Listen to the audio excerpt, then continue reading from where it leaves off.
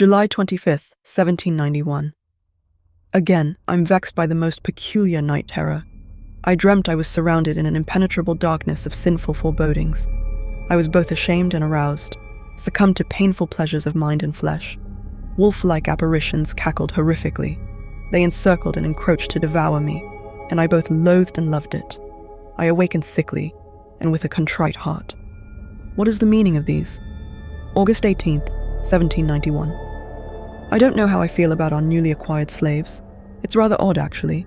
Blackened bodies from the Black Continent labor under hellish conditions. Father said they are the cursed of Canaan, animals, and though I try to share his unfounded assertions, I find it beyond difficult to ignore their very blatant humanity. However, one of the tall males vexes me so. There is something unusual about him. He looks at me. August 21st, 1791. The only freedom obtainable upon this huge estate is upon my terrace. These wide and endless corridors compounds my loneliness.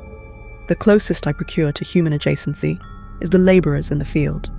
But at the sight of me, they divert their stares. With one exception. For a third day, I've garnered the illicit stare of one peculiar, rather tall slave. With intent and purpose I ignore him, but it feels he is boring a hole into my soul. It would be rightly within my power, however limited, to press upon the overseers, and to Father to persuade the black not to stare. But that would be unnecessarily cruel of me. Perhaps in their primitive culture, staring is a social norm. August 23rd, 1791.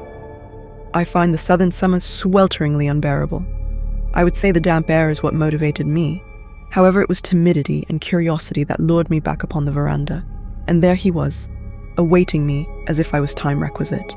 Nonetheless, what I accepted as infatuation was dismissed the moment I conjured the courage to meet his ardent gaze. I wish I hadn't.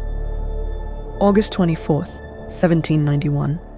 Between and betwixt the eventide of consciousness and sleep, I saw his eyes against the night, the raging tempest within them. A shadow swayed away from the darkened corner. He stood silhouetted by moonlight in my chamber, so I reached for him. To see all of him, I became feverish. My heart raced, and my body betrayed my better judgment, a trembling fiend of unbridled debauchery. Yet he only whispered deep, tremoring elucidations into my ear. I've become a transfixed and transmuted Gentile. August 24th, 1792. In a year's time, Father lost his fortune and his life, found wide-eyed, pale, and petrified. 30 of the 75 slaves vanished beyond a shadow. The plagues cursed the land, so fire devoured its soul. If the righteous refuse righteousness, perhaps the Gentile will by fire.